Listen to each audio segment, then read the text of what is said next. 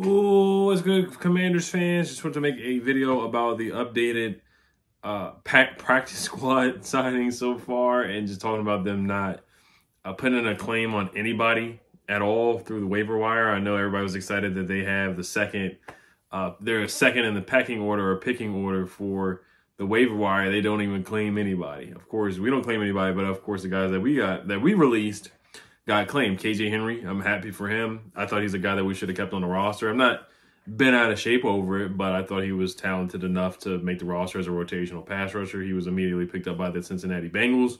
And then Tyree Castro-Fields, who I had making the roster as well. But, you know, they chose to keep Noah a guy that they like from Dallas. And he was released and he was picked up by the Panthers. Now, the thing about the waiver wire, too, the Panthers, they didn't play around, like, at all. They had the first pick in the waiver wire. We had the second pick in the waiver wire until week 3. So they do need to take advantage of it by week 3, I feel like.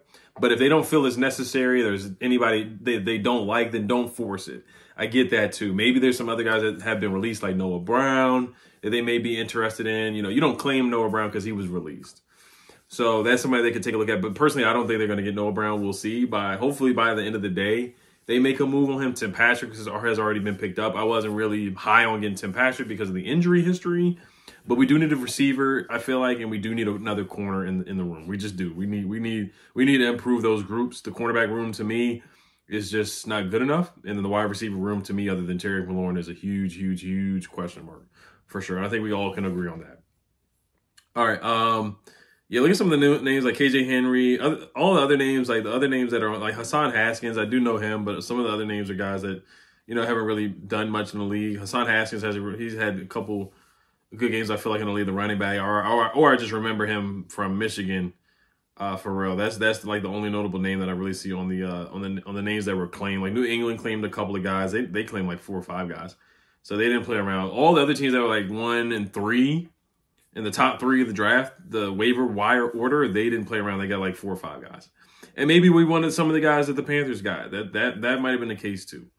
But all right, let's quickly talk about the 2 guys that we did pick up on the practice squad that were not on the roster. I'm not too familiar with these guys, so there's going to be a lot of reading for sure. I guess we'll talk about Bobby Price first. There's the connection to Lance Newmark. Looking at some of the numbers, he went to Norfolk State, is from Virginia Beach, Virginia, so a little bit local, even though Virginia Beach is a nice little drive. With a Norfolk State, which is a nice little drive as well from where I live. 6'3", 208 pounds.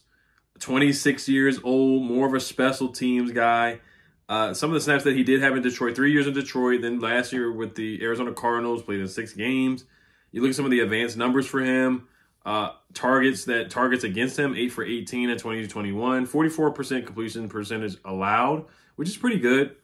And then a 76.9 QBR rating allowed as well, which is pretty darn good for his 2021 season. And the 2022 season was a smaller sample size, which was pretty bad. 2 for 4 quarterbacks went against him, and he gave up 132.3 quarterback rating and gave up a touchdown. He did not give up a touchdown in 2021, but you look at his snap count, for the most part, in 2020, he played 35 snaps on special teams. He played 206 snaps on special teams in 2021, and then 120 back-to-back years in 2022, 2023 on special teams.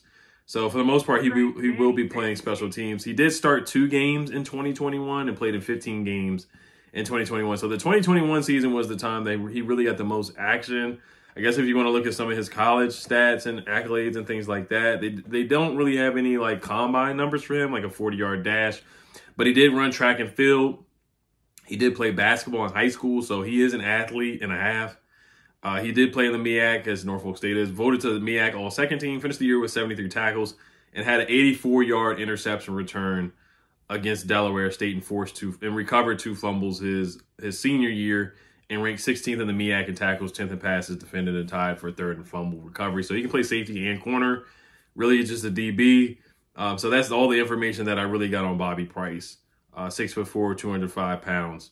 Coming out of Norfolk State and playing 3 years with Lance Newmark in Detroit, and then 1 season with the Arizona Cardinals. Now let's move on to Jalen Graham, a guy that is familiar with Adam Peters. He was drafted in the 7th round, so basically he played safety in safety in high school, then converted to linebacker at Purdue. He did have a pick 6 at Purdue. He had 2 interceptions in his junior season, which is pretty solid. 1 sack and 1 forced fumble, and 64 total tackles, 52 total tackles in 2022, 1 forced fumble and 1 interception. So he does have 7 pass deflections as well, which is pretty darn good. So he's a guy that, they had him line up against receivers a couple times at Purdue, line up in the edge, kind of a hybrid star role. So they moved him a lot around, and he ran a 4.6 40-yard dash, which is okay, 30-inch vertical. So his numbers don't really pop. 30-inch vertical is solid, 4.6 40-yard dash, everything just solid across the board. 7th round pick, 6'2", 220 pounds, 33-inch arms as well. I'll just do a little bit of reading. Strengths, plays with all-day energy and physicality. Now he did look good in a preseason game. He forced a fumble against the Broncos in a preseason game last year for the 49ers, and he did make the 53-man roster last year for the 49ers, but obviously he did not make it this year. Strengths are plays with all-day energy and physicality. Excellent coil and drive strike into contact at point of contact. Does a nice job of punching and playing off of bigger blockers. No hesitation to step into the hole and take on lead blocks as well.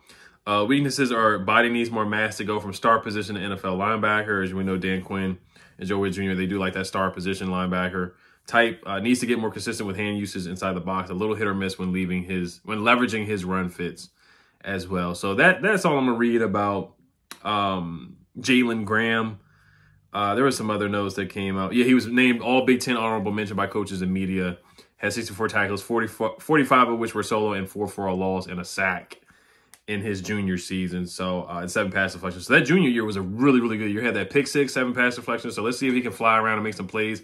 He is more of a special teams guy, as well as 58 of his snaps were on special teams in the 2023 season, which was his rookie year. So he strictly was a special teams ace or a special teams guy. So that's who they picked up on the practice squad. All right, now let's look at who they got on the practice squad so far. I know Mitchell Tinsley is there. Sam Hartman back on the practice squad. We knew nobody was going to really claim him. Same thing with Mitchell Tinsley after the drop against the Dolphins.